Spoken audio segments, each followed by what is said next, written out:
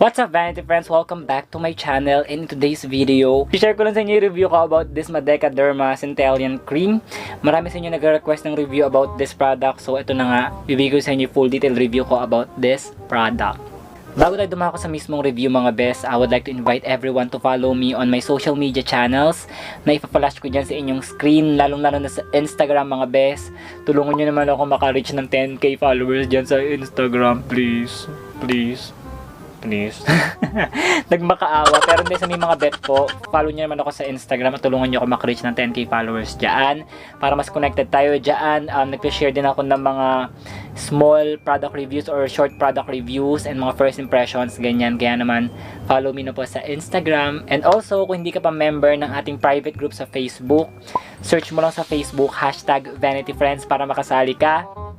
Diyan, pwede kang mag-share ng skincare mo, product reviews, or kung may questions ka, pwede kang mag-post ng question mo diyan and maraming pwede yung sumagot sa'yo. So far, we already have more than 33,000 members. So kung hindi ka pa kasali, best, sumali ka na and I will personally accept your join request. So, ayun na nga, i-share ko na sa inyo yung review ko about this Madeca Derma cream. This one is super duper requested sa akin and ako din before super excited ko try yung product na to kasi nakita ko siya sa akin kaibigan na si Raisa Kuntawi. Talagang nakita ko yung journey niya sa paggamit nito at talagang na-intriga ako na i-try itong product na to, and finally I want to share with you naman my honest feedback about this product. So sabi dito sa box niya, the Teca Essence from Centellia Asiatica and other patented active ingredients add a natural layer to shield your skin, to bring relief to skin agitation and problems for healthier and younger looking skin. So yan, Madeca Cream. And just like the usual mga best, sasabihin ko lang sa inyo yung mga bagay na gusto ko and ayaw ko about this product. Okay? So, simulan natin ngayon sa mga bagay na gusto ko sa kanya. Unang-una, I like na it's made of Centellia Asiatica. You know how much I love Centellia Asiatica. Kung napanood mo yung review ko about sa Purito products, super love ko ang Purito because yung main ingredient ng product is Centellia. Centellia Asiatica. Bulol-bulol na naman ako. Wala na nga akong braces sa taas. Bulol ka pa din, Mayor. Yun totoo. Pero ayun, pagpasensyahan nyo ng mga best. As I was saying, I super duper love Centellia Asiatica. So ano ba yung Centellia Asiatica? What makes it special? Bakit gustong gusto mo siya, Mayor? Okay, meron kasing istorya yan. Kung hindi mo pa napapanood yung video ko about Purito, kukwento ko sa inyo istorya about Centellia Asiatica, bakit siya maganda. Centellia Asiatica is also known as tiger grass. Bakit siya tiger grass? Bakit siya tinawag na tiger grass? Once upon a time, merong isang sugatan na tiger, as in ang dami talaga niyang sugat or wounds sa katawan. And then napansin nila na lagi yung tiger, lagi siyang gumugulong doon sa Centellia Asiatica grass. And napansin ng mga tao na ang bilis gumaling ng sugat ng tiger dahil nga lagi siyang nagpapagulong-gulong doon sa grass na yon. So doon, na-discover nila na yung Centellia Asiatica pala is meron talagang healing properties. Okay na okay ang Centellia Asiatica if you have redness, nakakapagpasuit siya ng balat, it provides relief, and meron talaga siyang healing properties. Kaya naman sa panahon ngayon, sobrang ginagamit na talaga ang Centellia. Ano ba yan? Ang bulol ko, nakakaloko. Sorry naman. Kaya naman sa panahon ngayon, talagang ginagamit na ang Centellia Asiatica sa mga skincare talaga. Winner na winner talaga siya. And ako mismo, I personally experience yung talagang healing properties, healing miracle ng Centellia Asiatica doon sa Purito. And dito sa Madeca Derma, talagang na-impress ako. Winner na winner talaga mga best. Okay? So yun yung first thing na gusto ko. I love na it's made of Centellia Asiatica. Panalong panalo. Another thing na nagustuhan ko sa kanya is matipid lang gamitin yung product na to. Nakita nyo naman, konting-konti pa lang yung bawas ng product ko. Well, actually, siguro mga 1/4 na yung nababawas ko sa kanya. Ayan. Ayan siya. And siksik na siksik siya ha. Pag binili mo, hindi ko to na iba, hangin lang yung laman ng iba. Ito talagang punong-puno talaga yung product. As in, alam niyo, binuksan ko nga to, sumirit pa yung laman sa sobrang pagkasiksik niya. Ganun siya kasiksik, ganun siya kasulit mga best ha. That's another thing na nagustuhan ko. As in, generous talaga yung amount niya. Hindi siya basta-basta. Diba kasi alam naman natin pag ito yung mga packaging, as in talagang kalahati halos is hangin lang. Ito, punong-puno talaga siya ng product, which is super na-appreciate ko. And nagustuhan ko din yung packaging niya, super tipid lang niyang gamitin. Ayan. Nakita nyo, lumuluwa na nga yung product pag binubuksan ko siya kasi sobrang siksik na nga niya. And ayun nga, as I was saying, super tipid lang gamitin ng product na to. I like na nasa ganito siyang packaging kasi ang dali niyang bitbitin kahit saan. Tapos, nakokontrol mo talaga yung paglabas ng product. Kung ano lang kailangan mo, yun lang gagamitin mo or yun lang yung kukunin mo. And ayun nga, tulad ng sabi ko kanina, matipid lang siyang gamitin. All you have to do is just grab yung konting amount, tapos ilagay mo lang siya. By the way, dalawang paraan ko siya ginagamit ha. Okay, hindi ko to ginagamit every night sa buong muka. Okay, ginagamit ko siya bago ako maglagay ng makeup kasi it serves as my skin barrier para at least protected yung skin ko sa anumang harmful chemicals ng makeup or kung ano mga ilalagay ko sa aking face. And another thing na ginagamit ko siya is pang spot treatment sa aking mga pimples. So kung may pimple ako dyan, ini-spot treat ko lang siyang ganyan and okay na ako doon. And if I want to be extra, pag sobrang redness ng aking face, pag super dull and dry na aking face, nilalagay ko siya sa aking buong mukha. Ganon yung paggamit ko sa kanya, okay? Bakit hindi ko siya ginagamit everyday? Mamaya sasabihin ko sa inyo sa mga bagay na ayaw ko. Okay, abangan nyo yun. So, ayun na nga, dalawang paraan ko siya ginagamit. And matipid lang siya mga best. As in, sobrang tipid lang ng product na to. Kahit sa buong face mo siya gagamitin. Konti lang kailangan mo, hindi mo siya kailangan tadtarin sa buong mukha mo. Okay na siya. Another thing that I like about this product is moisturizing siya. As in, wala akong masabi doon. As in, winner na winner siya. If you have dry skin, kung meron kang flaking sa skin, talaga naman best. Lulunurin niya sa moisture yung mukha mo. Winner na winner. And lastly, na gusto ko about this product is super effective niya sa mga claims niya. Talagang best. Panalo siya talaga siya if you have acne prone skin.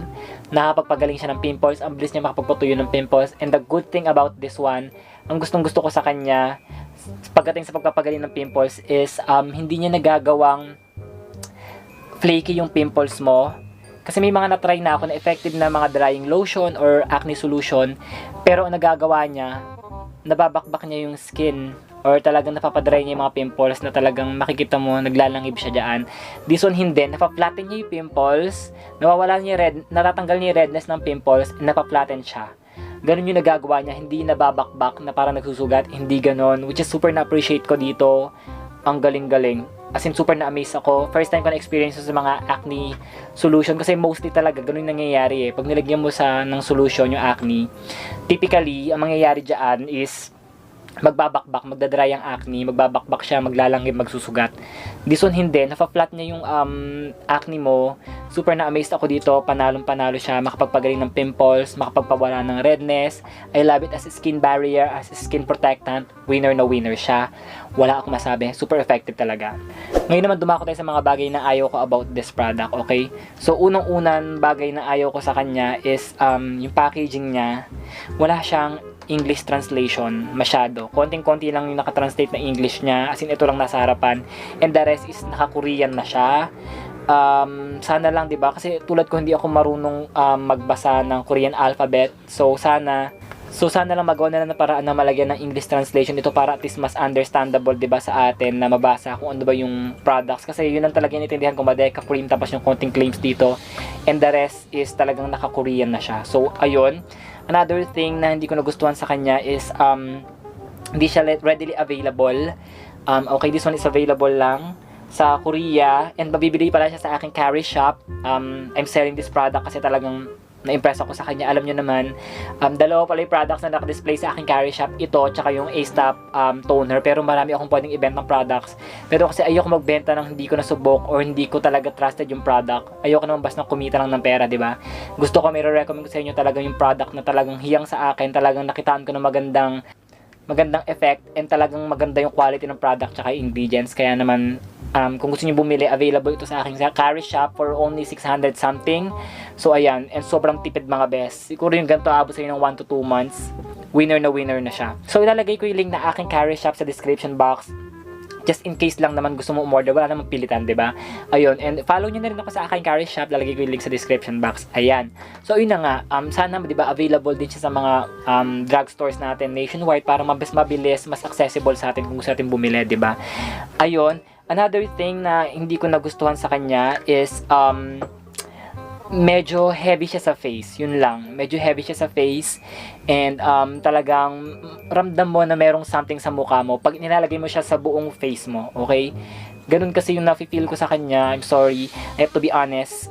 Malagkit siya sa face. pero hindi kasi siya basta-basta agad natatanggal, okay? Meron kasi mga moisturizer or cream sa face na after 1 to 5 minutes, okay na. This one, napansin ko sa kanya after 15 to 30 minutes, dun talaga siya completely nadadry or nawawala yung product sa face.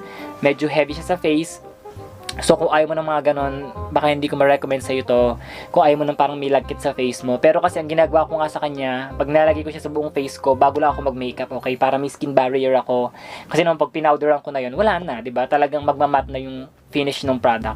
That's the reason why kung bakit ginagamit ko lang siya sa buong face bago ako mag-makeup. Or minsan pagkagabi, pag gusto ko siyang gawing mask, pag extra dull yung face ko, pag sobrang red niya, pag dami kong pimples, ginagawa ko talaga siya overnight. Nilalagay ko siya buong face ko. Pero konting-konti lang, hindi. That's also the reason why konti lang dapat yung paggamit sa product. Hindi dapat madami, okay? Hindi siya okay na damihan mo yung product. Hindi siya yung type na gano'n product. As in, konti lang, pack na pack siya sa buong face mo. Winner na winner na siya. So, ayun, ano yun yung mga bagay na gusto ko and ayaw ko about this product. Pero all in all, ay, by the way, ito pa pala na hindi ko nagustuhan sa kanya, okay? 600 something siya. So, medyo may kamahalan talaga. I mean, hindi lahat sa atin is talagang afford na afford. Basta-basta bumili na lang ng 600 plus na cream, diba? Pero, for its quality naman and for the product and para talaga makapagpagaling ng pimples, best. Sobrang sulit naman talaga niya. As in, winner na winner, panalo-panalo.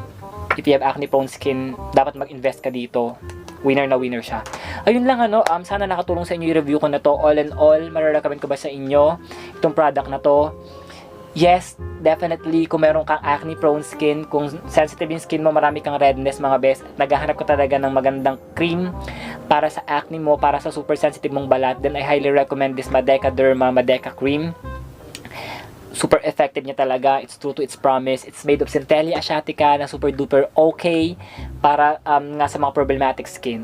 Okay, pero kung ayaw mo talaga ng heaviness at medyo nagtitipid ka talaga, baka hindi ko siya ma-recommend sa'yo. May mga ibang creams pa dyan na affordable lang din naman and effective din naman para sa acne prone skin, tapos hindi siya ganun ka-heavy sa face. Kung balak mo siyang gamitin as moisturizer talaga sa buong mukha mo. Pero kung spot treatment lang best, winner na winner siya. Ayun, sana nakatulong sa inyo yung review ko na to. Kung nakatulong sa inyo, don't forget to like this video and share this video. And mag-subscribe na rin kayo dito sa ating YouTube channel at turn on mo yung notification bell para notified ka sa mga sarating videos.